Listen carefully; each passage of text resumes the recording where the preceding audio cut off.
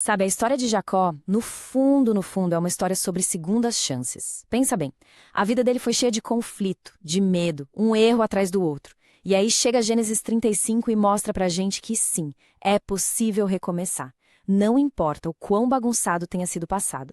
Então, bora mergulhar nessa jornada de renovação. E tudo começa com uma instrução de Deus. Mas olha, isso aqui não é só uma ordem do tipo arruma as malas e vai. É muito mais que isso. É um convite. Um convite para Jacó voltar para um lugar que marcou a vida dele, Betel. Aquele mesmo lugar onde, anos antes, ele teve aquele sonho incrível da escada que ligava o céu e a terra.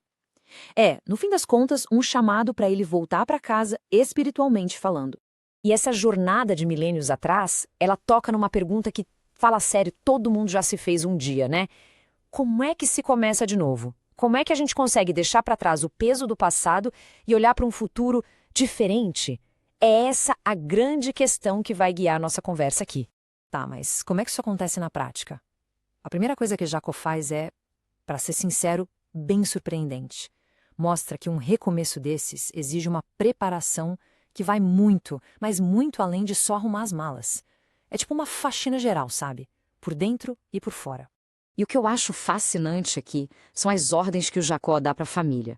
É um plano de ação, em 3 passos, bem direto. A questão não era só chegar em Betel, o importante era como chegar lá.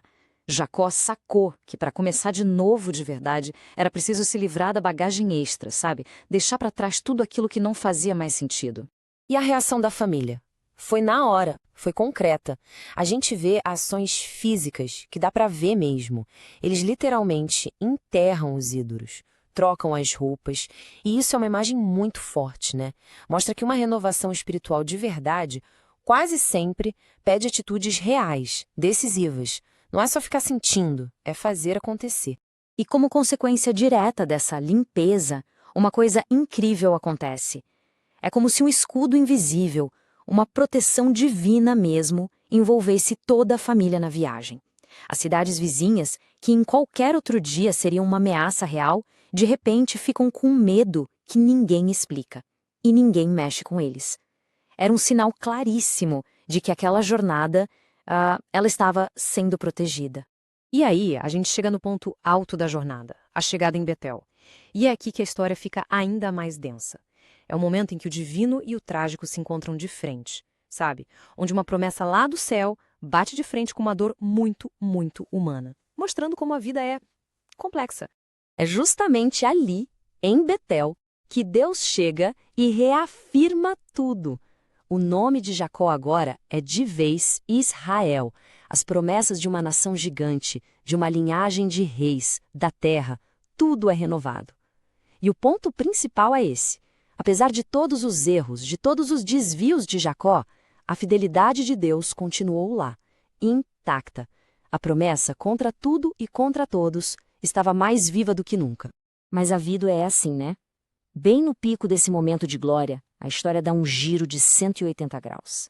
A alegria da promessa renovada, de repente, sem aviso, dá espaço para uma perda que seria simplesmente devastadora.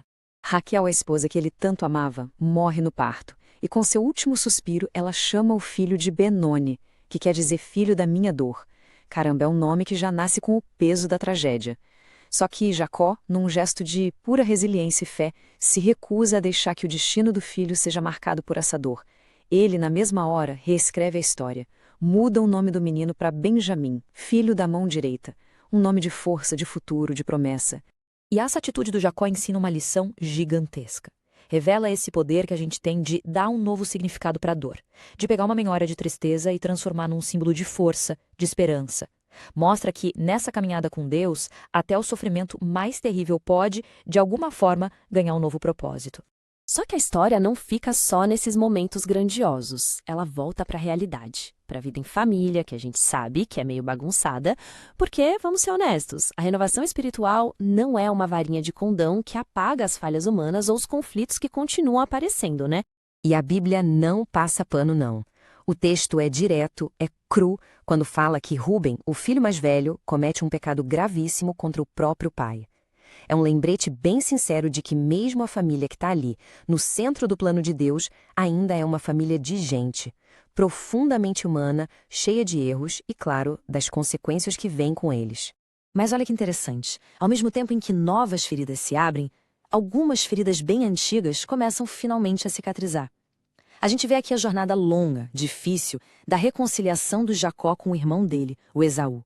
Uma história que começou lá atrás com engano, com raiva, que passou por um reencontro super tenso e que agora termina num momento de união de verdade, quando os dois se juntam para enterrar o pai. E a lição aqui é muito forte. A cura de verdade, o perdão de verdade, isso raramente acontece de um dia para o outro. A história do Jacó e do Esaú deixa isso bem claro. Reconciliação é um processo.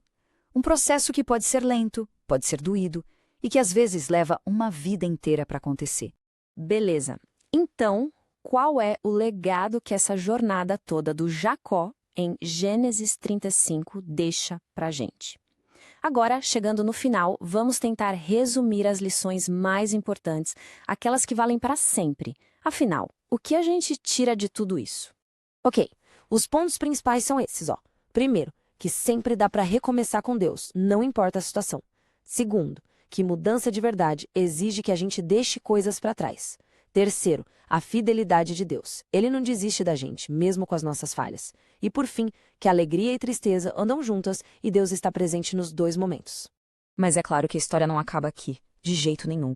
Na verdade, isso é só o fim de um capítulo, preparando o terreno para o que vem a seguir. O bastão está sendo passado, sabe? O foco da grande história agora sai do Jacó e vai para a próxima geração, os filhos dele. E no meio de todos os filhos, tem um em especial que vai começar a se destacar. Um sonhador chamado José. E a história dele, nossa, é uma verdadeira montanha-russa. Cheia de sonhos, de ciúme, de traição e, no final de tudo, de um plano de Deus que é tão surpreendente que ninguém, absolutamente ninguém, poderia ter imaginado. E é assim que a jornada de Jacó termina, deixando uma pergunta no ar. Uma pergunta que atravessa o tempo e chega até hoje. Olhando para toda essa história de purificação, de renovação, a questão que fica é: o que nós precisamos deixar para trás para encontrar o nosso próprio recomeço?